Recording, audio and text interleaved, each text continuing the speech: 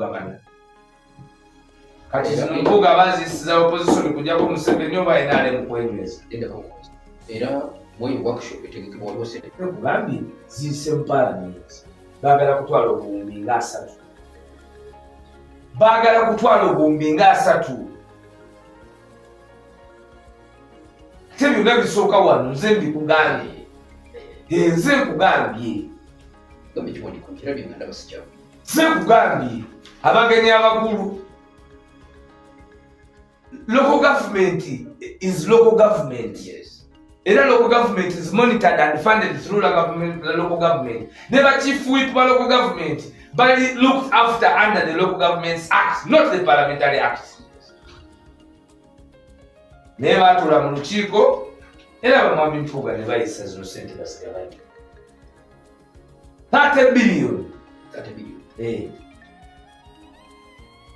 Obuwumbi 3 eryakayanidde ku baasi obuwumbi 25 wanaze ku buwumbi 3.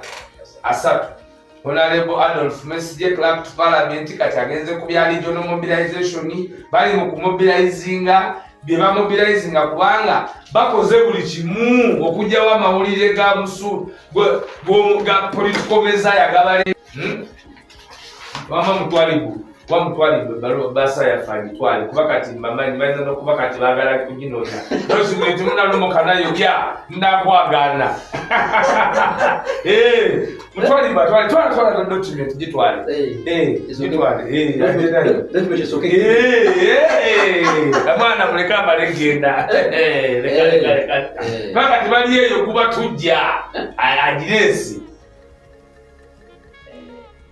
enaliwa ninganti batula ninganti ababaka batula opposition sali wana ninganti batula era ne bagenda oli nasaba nti bamuwe bitaano byatunda ensi olaba yatunda kuba buli bwokola endagaano ne sitaani abakuyingiza eya sitaani kati eggwanga lifiirwa sente zino zonna kubanga omuntu gwe twali tukuumye gwe twali tusindise ow'ekitiibwa gwe twali tusindise olw'abannayuganda yasula legeza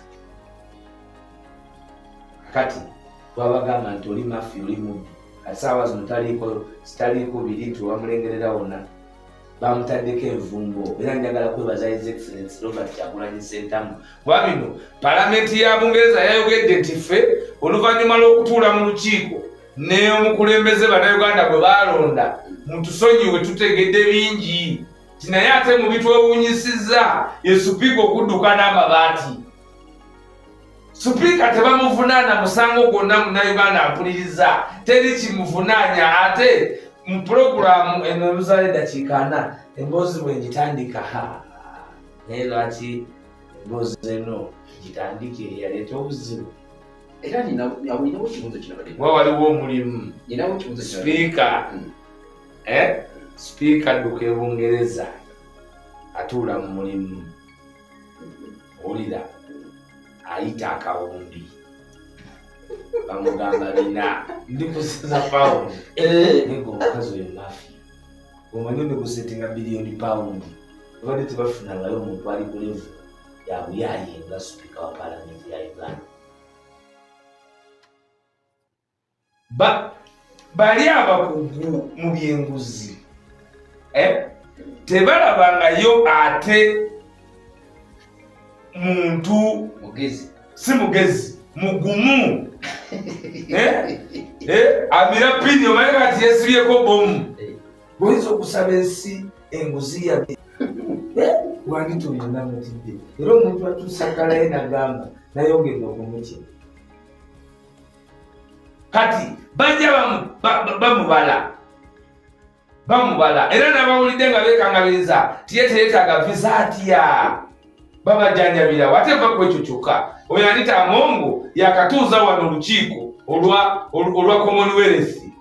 Olukiiko lwa Commonwealth luba lukiiko lwaki mawanga agaki agali muki kakati kuba bavayagamba munnayuganda twaspendinga sente over 100 billion emunyonyo tuzispendinga ku lukiiko lw'abasipiika abafugibwa Bungereza era abadde chairman w'abasipiika abo mu nsi yonna abadde alina kubeera eyatuuzibwako wano naye ne bakukwata anitaamu ng'oyogera ku nsonga z'ebyabasipiika ba Commonwealth kati ne bamuganye jeke kati ye tababulira. 2 Uganda is a British colony. Buli bw'owuliranga colonial master wo ng'olemeganya okwatagana essente ze tusinga okufuna grants na biki ziyita mu British colony ne treaties and agreements tulina n'abantu abo. Uganda budget yayo gwampuliriza embalirira yayo nga bamaze okunyunyunta gw'omuntu owa wansi bamaze okukubba ssente zo zonna ate waliwo ssente eziva e Bulaaya mu form of grants, mu form of donations ne mu form of okwewola. Bungereza erabika tuwa ebitundu ndowooza 3 ku buli 100 ate nga Bungereza bw'oliwulira nti okutandika envumbo n'Amerika ebedadde mu stamp. Towuliranga Bungereza mwana wange nti eyingidde olutalo onolowooza nti Amerika yakumanda. Bwe luyingira ku ssaawa 7 Amerika eba ewerekedde ku 7:14 kuba teyinza ddulangirira nga tebagambye Amerika nti katugenze kukuba. Bwampuliriza bwe walaba Amerika ng'ekuba Iraq yasituka na Bungereza. Tony Blair yaliwo omunfu Bush ng'akola obulumbaganyi. Bwe walaba Amerika buli lutalo lwerimu oluvannyuma lwa ssematalo ow'okubiri bakola de pact naye nga ssematalo ow'okubiri si kyekikulu. Amerika yaliko ettwale erya Bungereza naye 1766 bamala okwenunula ku Bungereza ne basajjakula bo baazimba amaanyi ne batula ku mmeeza y'emu kubanga ate mu kumalawo second world war baali basaale nnyo nga baleeta nuclear energy. Kati mu by'olutalo both economic kubanga luno olutalo luba lwa economics lusi lwa majambiya Bobi yagala tagenda kubakuba namundu ajja kubakubisa mapeesa. The board is in his hands, the chessboard. Kati lino limu lya speaker aliko envumbo Kamata yeye agatagenda Bungereza ng'alina abaana babiri Kent bakyanoonya mannya. Influence ki Kyagulanyi gye yakozesa okulaba nga kino enkiiko kati enkiiko zino tezizaalirawo era zino zaazadde bangu kubanga abaddeko envumbo myaka 10 nga tagenda wali awava bano abalowooza nti ono yabimalayo. Era nga bazina gudigudde ekyamuteesako envumbo ye pozisoni ye ku bisiike buli wamu. Kakati wegibwako kuba abadde abaze okulaba allies naye nga British colony ono eyeebuuzibwako ku nsonga za Uganda tamulinaamu access bulungi kubanga aliko envumbo. Kibonerezo kyaweddeko myaka 10 kati n'atandika okunyiga amapeesa niwe tuli kugamba bati ate lindagana agaz'abampuuga naye kati mpuuga baali bamuwa amagezi gegaali gasinga singa yeetonda singa kati bannayuganda bagenda kuyimirira naye ekikyasoboka kati bannayuganda basonyiwa tuna omukulembeze waffe mumanyi etali kubyambalanira kubyambalanira Uganda oyinza okugira oti ng'agamba nti musajja waffe tumukolere ate omuntu omukuba olupiira n'atereera olupiira lw'amazzi n'atereera kati gende ku ssomero era yeeyo baga nti zaayo ssente lekulira tukuze mu rehabilitation ogende obangule bupya kuba tukulaba oyinza okuba n'ensaasasa ng'obanguddwa butya oyinza okuba nga you had a wrong start mu nteekateeka eno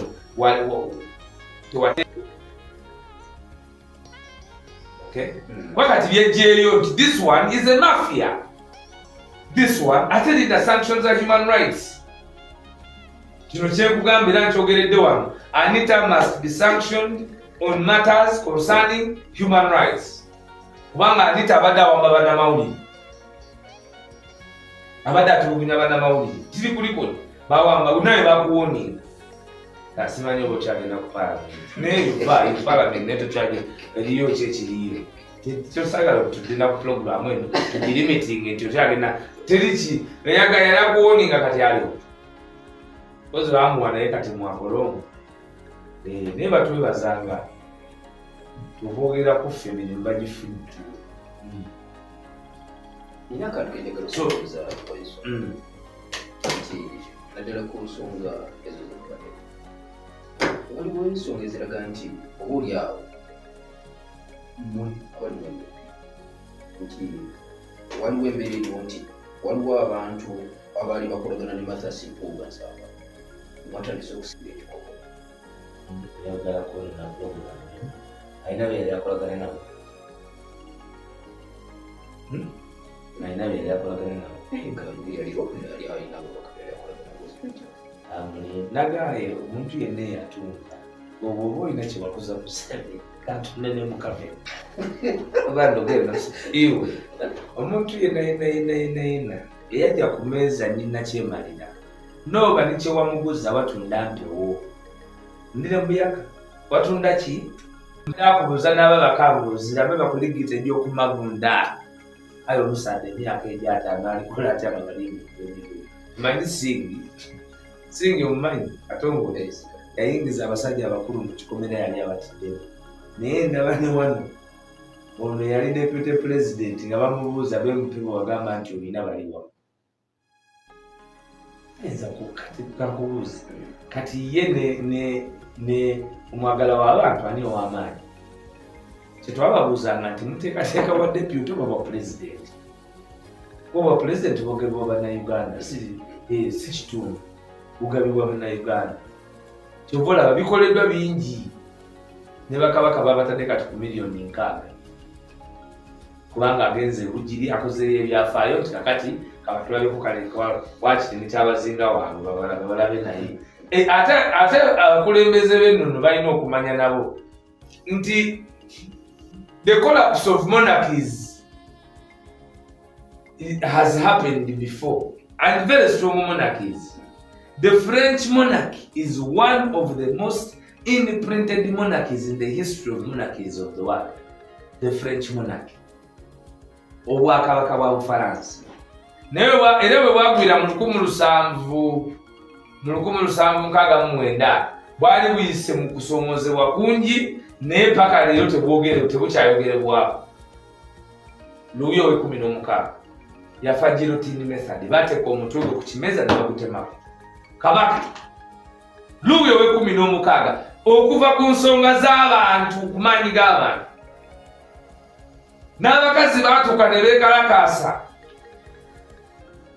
nga beekalakaasa ku nsonga y'okuba nti baagala okufuna ekyokulya. Marie Antoinette n'abagamba, Marie Antoinette yalina abakyala n'abagamba if you cannot eat bread eat cake, nti bw'atalina sente za mugaati gula za cake gulya cake naye gw'omanyi cake n'omugaati kyekyebeeyi.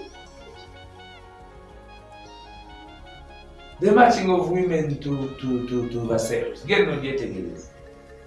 So omuntu yenna bw'ava ku by'abantu n'agenda n'abanyigiriza abantu, whether you are wakyabazinga obusoga, take my word, you will collapse. You will collapse. Iwe nibonaakolagana nina kyemalira against the people, the poor people, the poor basoga. I can tell you with a painful heart that those institutions will collapse. The people will topple those institutions. Because ate no bwana kyemalira bukolera nnyo mu institutions, bunyumira nnyo kolera mu structure kubanga abatono babeera easily compromised.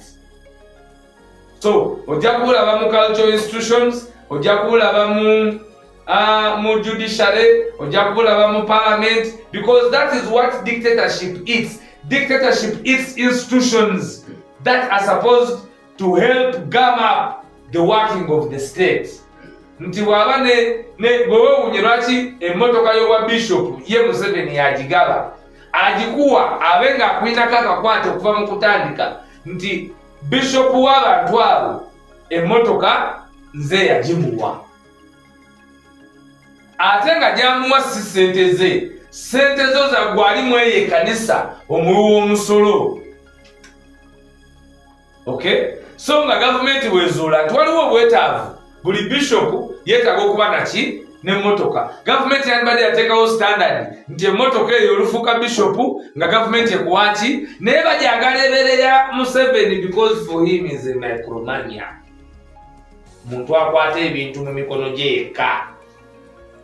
Monogamy. Yekka. Erinnya lye lirina okublosominga lekka. So kya nkizo nnyo nti bannayuganda balina nabo kati okumanya butya bwe bagenda okutambuza ensonga za institutions eziwambiddwa omukono gwa Nakyemalira. Parliament yiyo kati efugwa mafia ali sanctioned mu gavumenti z'ensi endala ani tayandibadde nga yalekulidde dda. Ate kati Uganda is not Uganda abadde speaker wa Commonwealth member speakers of parliament. Era omukolo twaguspendingako sente essuka $1,000,000. Kati ongamba otya nti tebikola. Lwaki mwatuuza olukuŋŋaana lwabwe? Alina n'abaana abasomera ebungereza Kent. Amannya ge tujja okubawadde. Kuba tetwagala kuba wano tuyanywambye ate tunoonyereza. Kubanga buli bw'ayogera nti ne kaadi ye ya banka. Omanyi bakunde ne kaadi ye ya banka nti alina mwana gye yagiyisa. Nanga atwala ere. Bakomye okayira mu kusaza kaadi wa. Bagiyita Parliament kimunisaba kabuza Maidani ekola. Olubaka buno njagala tukomawo ate waliwo ensonga.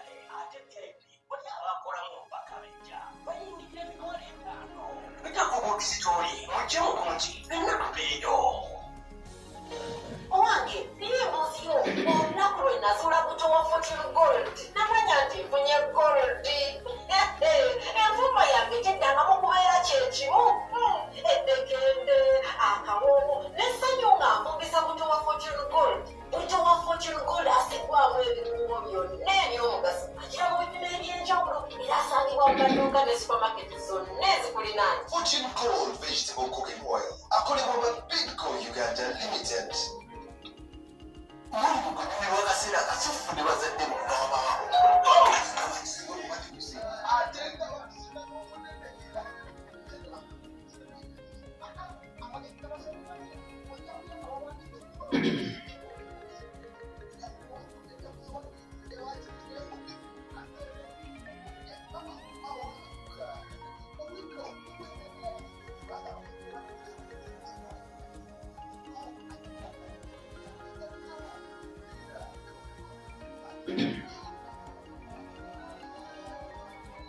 Okay, bagiyita Pal FM 107.9 ekkola Steve Majori siyaatu bakulembedde olina okutegeera ku duka ekulira kumpi wa supermarket bakuulika Steve Store at White Star magisa kuno batudde ebirungo obanaffe ababijiko bagenda ku duka ekulira kumpi balenga ofuna White Star bakitewulira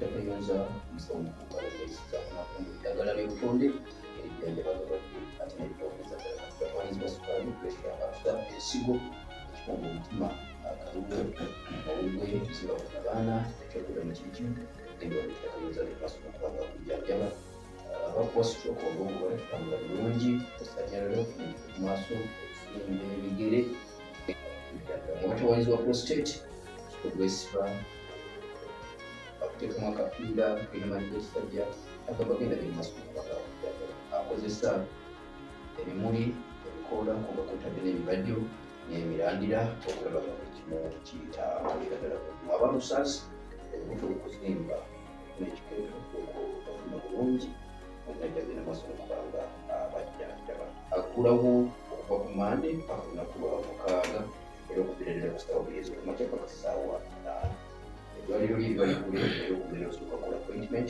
emukuda ku simu nezimusanvu emu kinana musanvu samu nomusanvu 0 emu kinana musanvu samu emu kumi mukaaga okumanya twegabira banafu Mandela Group of Companies for University Tires n'amafuta ga City Oil bakutegeeza ntegera ku dduka obugula emipira ebiri okwejalinga omukolimba regiment okutiri mu nteekateeka ezikola emmotoka etakozesa mafuta enteekateeka z'okumaliriza okugula limbo okowe phase 2 nazo tukyazitambulisa ddala bulungi balina nga Pal FM twasalawo omulimu okwatemu tulabe nga tugula limbo okuzika banaffe akoko nako olina ojja kateeka ku 0776 ejja kuleeta amanya Power of Africa Radio so nga teeka MTN eri 0777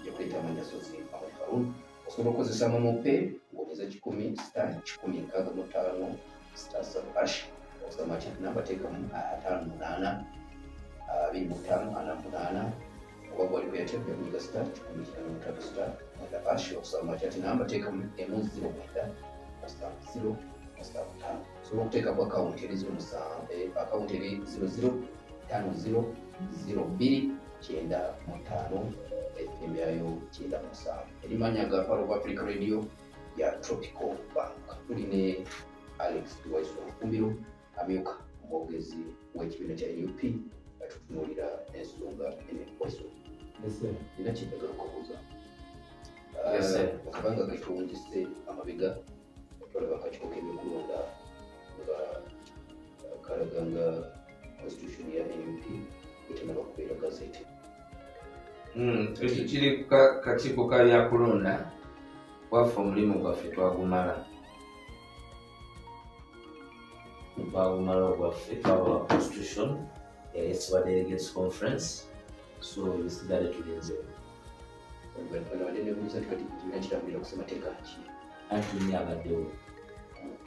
tulina abaddewo era bwetukoleramu naye bwe twalowooza nti twali twetaaga okulongoosa tube n'oyo atambula ku mulembe omwamu nayo ate alisobola okutambula ne ku mirembe egijja then ensonga endala gyenjagala nayo mubuule okugeza nti mu constitution eno mukulembeze tabenga mu kifo okusooka myaka 10 NUP okuva mu 2021 teriba na mubaka wa parliament abeera mu parliament kusooka myaka 10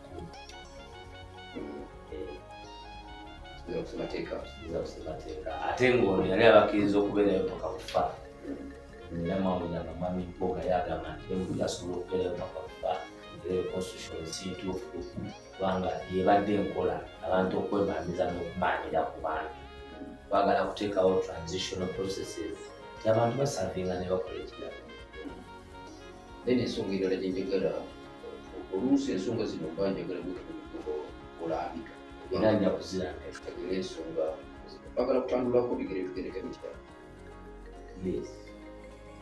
bazaako kwa Joyce Baba muzibu ky'omuliwo Joyce Baba yabadde ki mubadde kubanga naye ebintu bino bigoberera nengamba bwena bufunira kulambula nsonga alina omukolo gwe yaliko abalonzi batumisa ate nakola enteekateeka gye ayogereko ne pulezidenti n'atakola buzibu ky'obulyawo sirowooza nti pulezidenti alina abantu baataba mukisa pulezidenti aba abantu bemukisa olunaku lwe kubi yabadde nemunogo tebandike naye wawulira ebigambo tebandike obukulembeze ate munnange bukuwa obuvunaanyizibwa obusukka okubeera n'entondo okunyigira abantu obukulembeze buba bukulembeze era obukulembeze bukiseera olina okubulaga mu nsonga ezisoomooza so sirowooza nti ffe nga national unity platform ate tuyinza okulemerera okuhandulira ensonga ezaffe nagamba nti sirowooza nti tuyinza okulemererwa so tewaliwo nsonga eriwo ekyabalonzi abalonzi tujja kwogera nabo naye ekikulu kya byonna nti ffe abantu balabira ku bikolwa byabwe era yeminzaani n'abannansi gye balina kulabira abantu bikolwa byabwe naye ate abaana b'obuwala emitiana nabo baddembe okwesobolayo ne bavuganya ku bifo ebyenjawulo kubanga ebifo tebiriiko bantu byabwe katala so bw'omwana ali ow'ebuwala ali emitiana tewali kikugaana nawe kulabuza kintukuna kubanga eddembe lyebwenakyalo era sigambye mubakala bubi nenga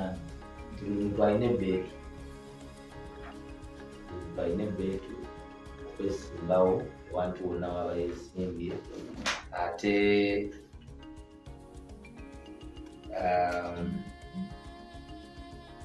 era nina n'okutegeezebwa okuva mu ofiisi ya pulezidenti nti pulezidenti yasinkana Honorable Joyce Baagala yagamba nti agatambula sinatuufuza wiiki ng'emu abantu bangi basisinkana pulezidenti ate ffe tetulina kitu munaye olutalo luno tuli mu kayongo teluli pasono teluli si lw'abantu nti wayiswaka kati sikwagala tetuli bamukwano kayongo tetwali bamukwano era omukwano guli mu kukula bukuzi kati naye ng'ekituufu kya byonna ekitugatta okuweereza bannayuganda ne mu struggle wekiri tuyinza okuba nga oli nze ndi mwogezi oli ali mu position endala nga tetweyagala ng'abantu tuli bamukwano naye nga tukolera ki tukolera wamu kuba tulina obuvunaanyizibwa bw'okukunula Uganda so president talina beetu kwegemerera muntu kutondowala ku muntu mannange he has to deliver this country to the liberation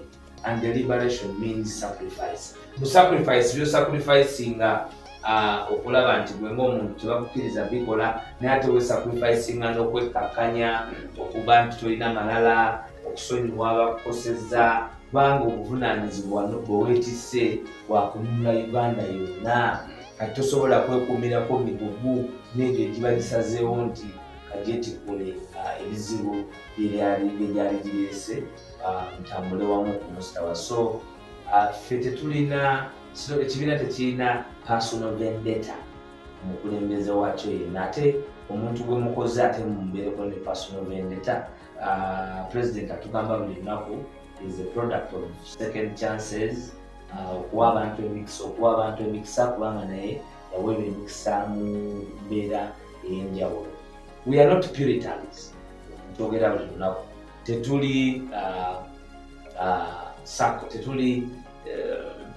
tetuli batuukirivu nti bagamba nti muntu kati leero eggulu liguddewo nti Wayiso teyeetaaga kwetonda bibi byayingira buyingizi era ndi omu kwabo abatondo Katonda ate bakkiriza nezira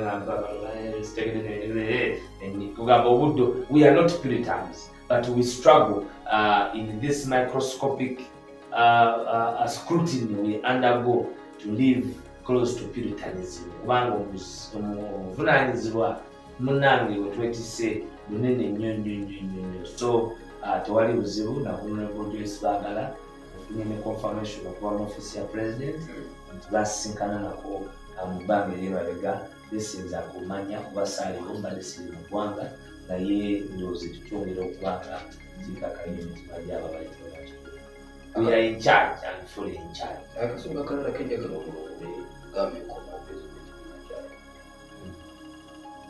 Replacement deputy president tulonde bya Masaka bya Uganda. Kitegeeza nti alina kuva Masaka. Deputy president bya Uganda. Tetulina nnyo. Ekifo kiri vacant. Yes, kiri vacant. Ekisooka oli ali suspended. Ekifo kiri vacant naye obwetaavu bwa okujjuza ekifo ekyo buli mu first of all president okusindika erinnya NEC nekola approval erinnya eryo era ndowooza katulinde president wanademinga fit. Tetutera nnyo okupapa until you exhaust all possible avenues. Omukulembeze, you must exhaust all possible avenues of reconciliation. So ate nkiyize ku mukulembeze wange omwagalwa bangi Robert Kyagulanyi Ssentamu tasalirawo mupapa muntu eyekenenya ensonga era ensonga olabanga nga omwagala w'abangi abasobola betwakazaako eryango ng'ali kalambira ku nsonga ali mu nsonga aligiremera otegeera nti obutume bweno bw'obukulembeze obwamufukibwako kigumba mu wekendi nebulikola bwene kamaala. Waliwo kimuzabuza yo suspendwa kono ali indefinite ati leta indefinite suspension Uganda kikibuza ki mugobe abatali kaseera kalagane Kayogo tumaye programu njogede luzungu mugobe mu kaseera katali kalagane Maida ekula naye nga nditamu endimu asimanyi bannayuganda lwakuono ndinywako n'ecupa gye baŋŋamba bagita savinya ndoza ndinywa ku savinya kubanga ndaba empimu nga baziteeka ate ebyekuzira tokirizibwa bizibu zirikugenda nabinobubaana akadde kalabakakano katwatusigaze dakika olumubana babodaboda balugamba nti kati ate abasirikale baleke bakola omulimu gwabwe. Abasirikale bava mu barakisi Kasajjagirwa ali bawere batumiddwa mwami Mpuuga kubanga jjukira ye mu ndagaano eri yamu miliyoni 5 yasabiramu n'okukolagana n'abasirikale. Buwandiike kiri mu buwandiike kiri ku parliamentary answer kiri ku parliamentary record. bano baali babodaboda baali basirikale be Kasajjagirwa abavuga booda